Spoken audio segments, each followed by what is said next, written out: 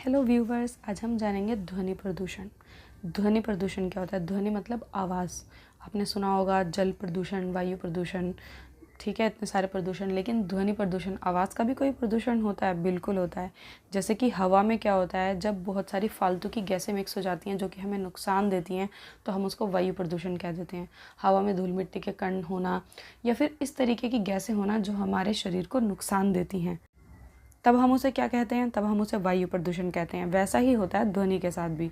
हमारे वातावरण में जब ज़्यादा से ज़्यादा जो ख़राब तरीके की आवाज़ें होती हैं, ऐसी आवाज़ें जो हमारे कानों को अच्छी नहीं लगती, ऐसी ध्वनि, ऐसी आवाज़ें जो जिसमें शोर शराबा होता है और हमारे कानों से बर्दाश्त नहीं कर पाते, जब वो आवाज़ें ध्वनि के साथ मिक्स हो जाती हैं, ठीक है, वातावरण के साथ मिक्स हो जाती हैं, तब बनता है वो ध्वनि प्रदूषण। जैसे कि कैसी आवाज़? जैसे कि गाड़ियों की आवाज़ किसी को पसंद नहीं होती, विस्फोट, ये पटाखे वगैरह जो फोड़ते हैं, मशीनों की आवाज़ें, फैक्ट्रियों में मशीनें लगी होती हैं, लाउड स्पीकर तेज़ आवाज़ में चलाए गए टीवी, ट्रांजिस्टर, रेडियो, डीजे, और किचन में रखी मिक्सी की आवाज़, कूलर, पंखे, सब इसमें सब आता है। जितनी भी ऐसी आवाज़ें होती हैं जो हमें अच्छी नहीं लगती, शोर शराबे वाली, वो सब इसमें आती हैं। बस ये है कि जैसे फैक्ट्रियों में जो आवाज़ें होती हैं उनसे ज़्यादा ध्वनि प्रदूषण, लेकिन पंखे कूलर की आवाज़ से कम ध्वनि प्रदूषण।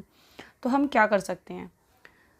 हम अपनी तरफ से तो यही कर सकते हैं कि हम ज़्यादा से ज़्यादा शोर शराबा जो हमारे हाथ में, हम वो कर सकते हैं। जैसे कि विस्फोट वगैरह ना करें, पटाखे वगैरह ना जलाएं, ठीक है, लाउड स्पीकर ना चलाएं, कम चलाएं, या फिर टीवी, ट्रांजिस्टर, रेडियो, डीजे वगैरह इन सब का यूज़ कम करें, या फिर बहुत धीमी आवाज़ में करें।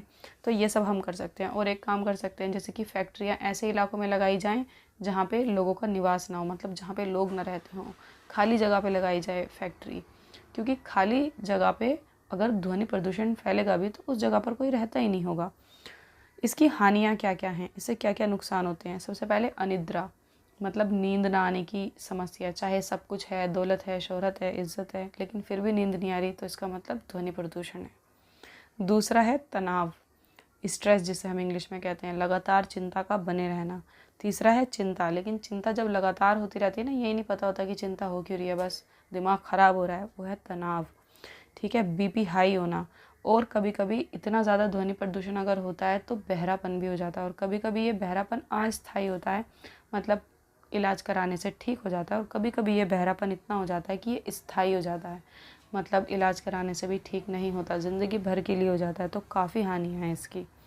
अब इसके उपाय क्या हैं? उपाय देखो, सबसे पहले हर चीज़ का एक ही उपाय है, पेड़ लगाना। ठीक है, पेड़ पौधे लगाओ, क्योंकि ध्वनि पेड़ पौधों से टकराएगी, उसकी जो तरंगे हैं तो कम हो जाएगी। दूसरा, पेड़ पौधे सारे वातावरण को साफ कर देते हैं। तीसरा, जो ध्वनि स्रोत हैं उनको, उन पर नियंत्रण रखें, जैसे कि अभी बताया, टीवी, ट्रांजिस्टर, रेडियो, ये वो वगैरह वगैरह, इन सब पर कंट्रोल करके रखें, कम चलाएं।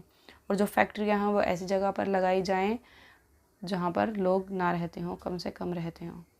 ठीक है, आई होप आपको ध्वनि प्रदूषण समझ में आ गया होगा। मिलते हैं नेक्स्ट वीडियो में। Bye guys.